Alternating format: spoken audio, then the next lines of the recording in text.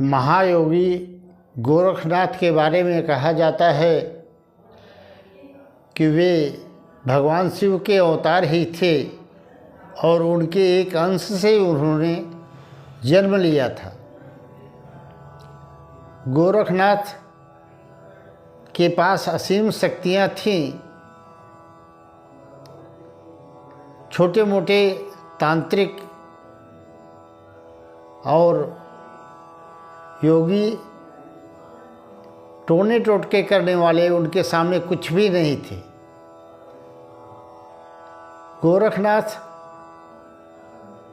लोगों के कल्याण के लिए पैदा हुए थे और नाथ संप्रदाय का प्रचार कर रहे थे। उनका सदैव एक काम रहता था, दीन दुखियों की सहायता करना, मदद करना और तंत्र मंत्र की साधनाओं से लोगों का अपकार करना, उनका विरोध करने के लिए वो सदैव आगे रहा करते थे। एक बार की घटना थी, एक किसान अपने घर से अपने खेत पर जा रहा था, जो जंगली रास्ते से होकर के जाता था। वो रास्ते में चला ही जा रहा था, जंगल का सुना-साना भयानक वातावरण। तब तक एक आवाज़ बहुत ज़ोर से सुनाई देने लगी उसे, मुझे बचाओ, अरे कोई है, मुझे बचाओ। अब वह किसान खड़ा होकर के चौकन्ना होकर इधर उधर देखने लगा, पर वह आवाज़ बढ़ती ही जा रही थी। अरे भाई, कोई मेरी आवाज़ सुन रहा है, मुझे बचाओ, मुझे बचाओ, मैं बहुत परेशानी में हूँ, मुझे बचाओ। जब उस किसान ने वो सुना तो बोला, भाई तुम कहाँ हो? तुम्हारी आवाज़ तो आ रही है पर तुम दिखाई नहीं पड़ रहे हो। तो उसने फिर आवाज़ लगाई, थोड़ा और आगे बढ़ो, और आगे बढ़ो। ठीक, और जब वो किसान थोड़ा आगे बढ़ा तो बताया, ठीक इसी जगह पर तुम खोदो और मुझे एक तांत्रिक ने मटके में बंद करके अंदर गाड़ दिया है, मुझे निकाल लो, मैं तुम्हारा बहुत उपकार करूँगा। उस किसान ने उस स्थान पर खोदना शुरू किया और मन ही मन ये विचार कर लिया कि इसको अगर बाहर निकाल दूंगा तो ये बड़ा उपकार मानेगा और मेरी मदद करेगा। मैं गरीब किसान हूँ, धनहीन हूँ, हो सकता है इतना धन दे दे कि मेरी सारी समस्याएं समाप्त हो जाएं। यह सोचकर वह खोदने लगा और जैसे ही उसे समझ में आया तो उसे घड़ा दिखाई पड़ा, तो उसने घड़े को खींच करके बाहर निकाला। इतने में किसान तरबतर हो गया था, घड़े को बाहर निकाल करके रख दिया। और जब घड़े को बाहर निकाल के रख दिया तो उसमें से जो शैतान बंद था उसने आवाज़ लगाई, भाई घड़े का मुंह तो खोलो, मुझे बड़ा कष्ट हो रहा है, मैं बाहर तो आ जाऊं। तब उस किसान ने कहा, मैं घड़े का मुंह खोल दूं तो क्या गारंटी है कि आप मेरा उपकार मानोगे? उसने कहा, मैं तुम्हारा उपकार ज़रूर मानूंगा, जो तुम कहोगे मैं करूँगा। तब किसान ने उस व्यक्ति से कहा कि मैं कैसे मान लूँ कि आप अपने वचन से बदल तो नहीं जाएंगे? उसने वादा किया, मैं वचन से बदल नहीं जाऊँगा, बल्कि तुम्हें ढेर सारा धन दूँगा, जिससे तुम्हारा जीवन हमेशा हमेशा के लिए खुशहाल हो जाएगा। तब किसान ने उस मटके का मुंह जो कपड़ा बंधा था उसे खोल दिया। उसे खोलते हुए वह जिन्न जो था शैतान, वह सूक्ष्म रूप लेकर के बाहर आया और एक संत के वेश में प्रकट हो गया। और तब उस किसान ने कहा कि भैया मैंने तो अपना वचन निभा दिया, अब आप भी अपना वचन निभाइए, मुझे धन प्रदान कीजिए। तब उस व्यक्ति ने कहा कि चलो, जहाँ धन मैंने गाड़ के रखा था तांत्रिक के बंद करने से पहले, मैं पहले चुरा करके वहाँ गाड़ दिया हूँ, वहीं से मैं तुम्हें दूंगा। वो दोनों वहाँ से चल दिए। इधर बाबा गोरखनाथ जंगल में विचरण कर रहे थे, तो उन्होंने देखा कि दो शिकारी शिकार की तलाश में वन में भटक रहे थे। दोनों शिकार की खोज में लगे थे बड़ी तल्लीनता से, पर दोनों को शिकार हाथ नहीं लगा था और शाम हो चली थी। तभी उन्हें गोरखनाथ जी आते हुए दिखाई दिए। यद्यपि वे नहीं जानते थे कि महायोगी गोरखनाथ हैं। उन्होंने कहा ये महात्मा आ रहे हैं। दोनों ने दौड़ करके प्रणाम किया। तब गोरखनाथ ने उनसे पूछा, तुम लोग यहाँ रात्रि को क्या कर रहे हो? शाम होने वाली है, जंगल का वातावरण है, यहाँ पर बहुत हिंसक जानवर रहते हैं।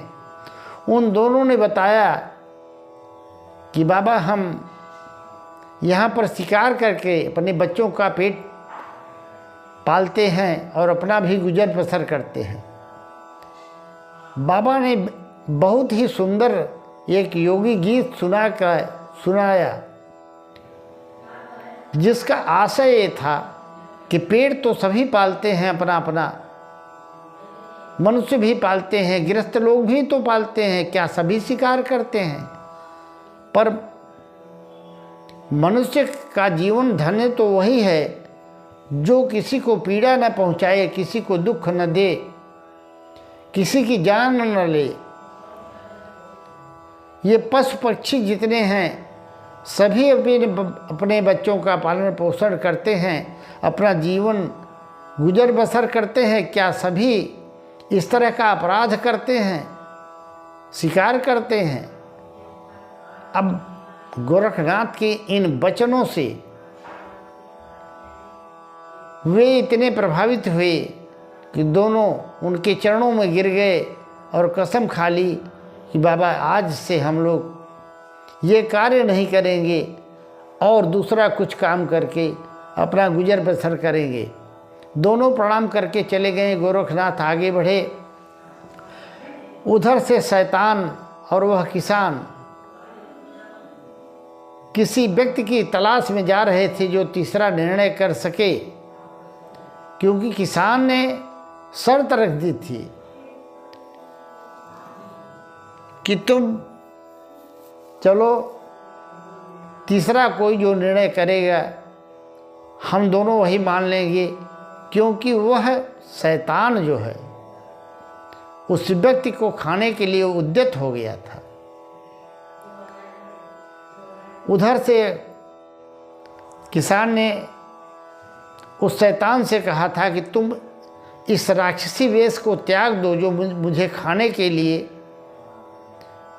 बनाया है, और उसी पहले वाले रूप में संत वेश में आ जाओ, और तुम चल करके जो भी मिलेगा उसके सामने ये कहना कि ये धन मेरा है, मैं कहूँगा ये धन मेरा है। तो जो यदि वह व्यक्ति कह देगा कि यह धन तुम्हारा है तो तुम मुझे खा लेना। दोनों चलते चलते आए और सामने से बाबा गोरखनाथ आ गए थे।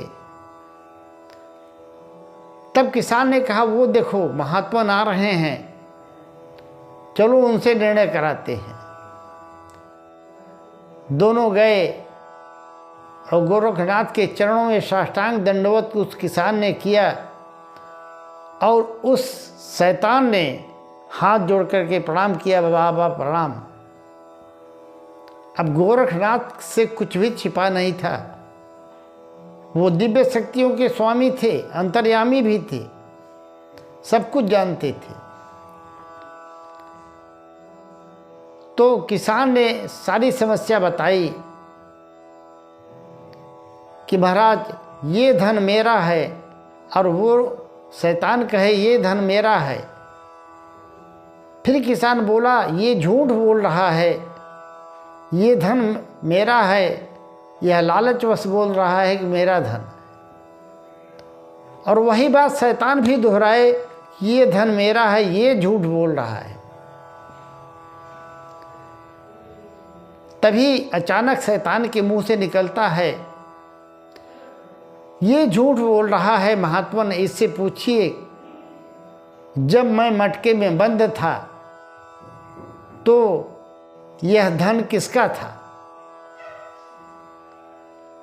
तब किसान ने कहा बिल्कुल सरासर झूठ बोल रहे हो, इतना बड़ा आदमी भला एक मटके में कैसे आ सकता है। तब गोरखनाथ जी ने कहा बिल्कुल सही बात कह रहा है ये किसान, इतना बड़ा आदमी भला इस एक मटके में कैसे आ सकता है। तो उस शैतान ने कहा आप कोई मटका ले आओ और मैं उसमें प्रवेश करके दिखाता हूँ। और तभी अपनी योग शक्ति से गोरखनाथ जी ने एक मटका प्रकट कर दिया और वह राक्षस को आदेश दिए कि तुम इस मटके में घुस करके दिखाओ। उसने अपने, राक्षस तो था ही, सूक्ष्म रूप बनाया और मटके के अंदर प्रवेश किया। जैसे ही मटके के अंदर प्रवेश किया, गोरखनाथ ने अपनी योग शक्ति से एक कपड़ा प्रकट किया और किसान को दिया और कहा कि जा कर के तत्काल इसके मटके के मुंह बंद कर दो। किसान ने जाकर के मटके का मुंह बंद कर दिया। राक्षस पुनः मटके में कैद हो गया और वह किसान बहुत ही खुश हुआ और बाबा के चरणों में गिर गया। और गिर करके उनसे कहा आपने मुझ पर बहुत कृपा की और अच्छा न्याय किया, आपको बारंबार प्रणाम है। तब बाबा गोरखनाथ ने कहा कि देखो यह पहले ही मैं पहचान गया था जब इसने प्रणाम किया था कि यह एक राक्षस है और तुम्हें परेशान कर रहा है।